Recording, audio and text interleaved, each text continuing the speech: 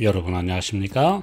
성경이 말한다 Q&A 질문과 대답 30회에 걸쳐서 고 이병철 삼성그룹 회장이 임종 전 가톨릭 신부에게 보낸 신과 신앙에 관한 24가지 질문에 대한 대답 시리즈로 방송을 하겠습니다.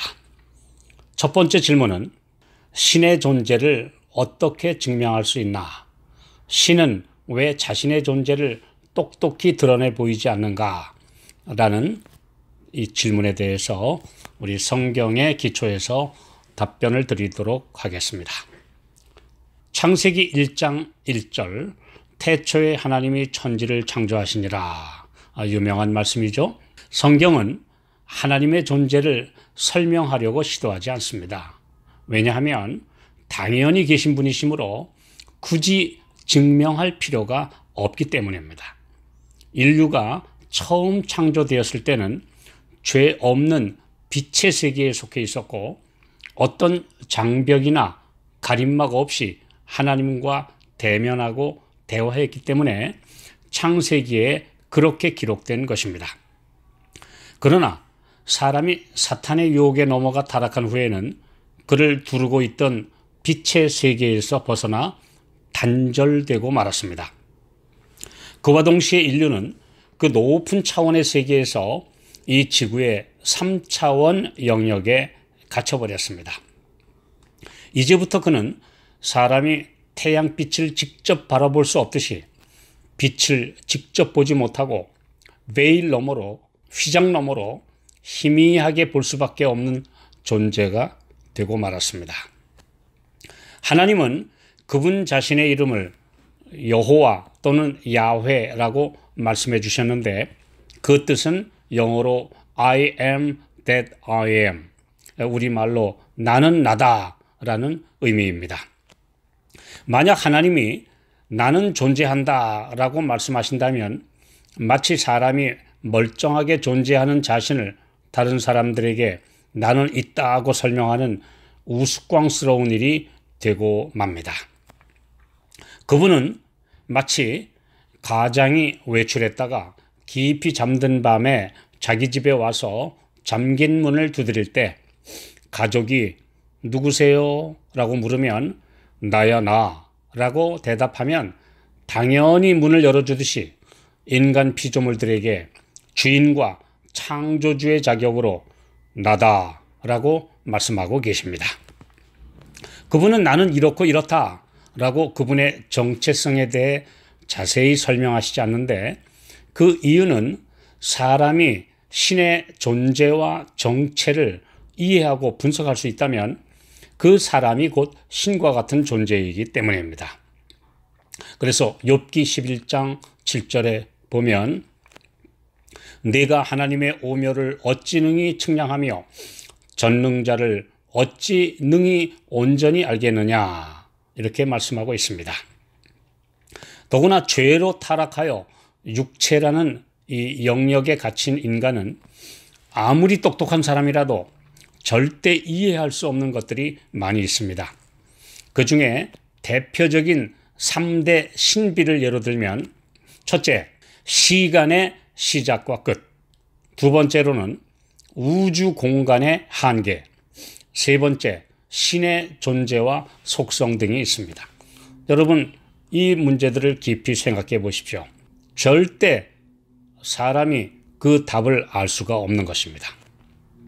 이 3대 신비는 무한이라는 개념에 속해 있고 인간은 유한이라는 개념과 영역 안에 있기 때문에 아무리 이해하려고 해도 할 수 없는 저 너머의 세계입니다. 이 한계를 사람은 인정하지 않으려야 안 할 수 없는 불가침의 영역입니다. 조용한 시간에 이 사실을 묵상해 보면서 하나님의 존재에 대해서 영적인 통찰력을 얻게 되시기 바랍니다. 이사야 40장 18절 그런즉 너희가 하나님을 누구와 같다 하겠으며 무슨 형상에 비기겠느냐. 우리 눈에 보이는 어떤 것과 비교할 수 없는 분이시므로 하나님이 계시다는 것 외에는 그분을 정확하게 알거나 설명할 수 없습니다. 그렇다고 해서 신은 없다라고 부정할 수도 없습니다.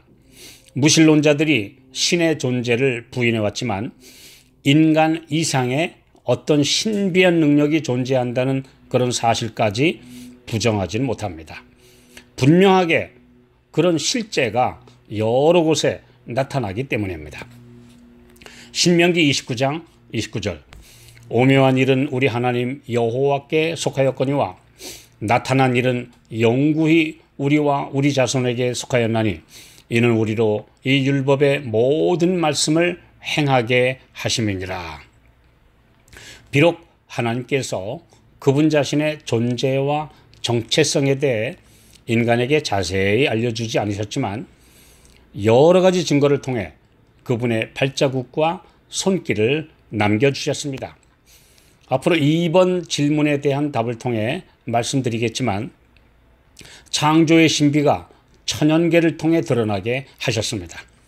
놀라운 지적 설계자가 만드신 솜씨임을 누구나 인정하도록 하신 것입니다.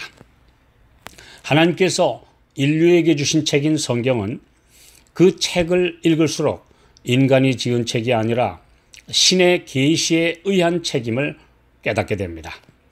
인간의 고안과 상상과 지식으로 쓴 책들은 이처럼 우주와 지구 역사와 내세에 관해 밝혀줄 수 없습니다. 그뿐만 아니라 의학과 과학에 관해서도 성경의 수천 년 전에 기록된 내용이 오늘날에도 적용되는 것은 인간 이성을 초월한 신의 계시라는 것을 증명하고 있습니다. 그 다음 역사와 고고학적 증거들에서 성경의 역사와 예언이 놀랍게 성취되었음을 발견하게 하셨습니다. 이 말씀에 대해서는 많이 연구하고 많이 깨달은 분들의 많은 증거와 자료들이 있습니다.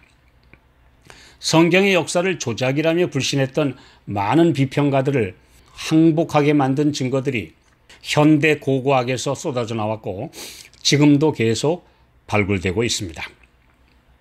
무엇보다 확실한 증거는 하나님을 믿고 새 사람이 된 사람들의 변화된 모습과 신실한 믿음을 가진 분들의 훌륭한 인품과 희생정신, 그리고 하나님을 보여주시기 위해 이 지구에 사람으로 오신 하나님의 아들 예수님의 삶과 십자가의 죽으심의 위대한 사랑 이야기입니다.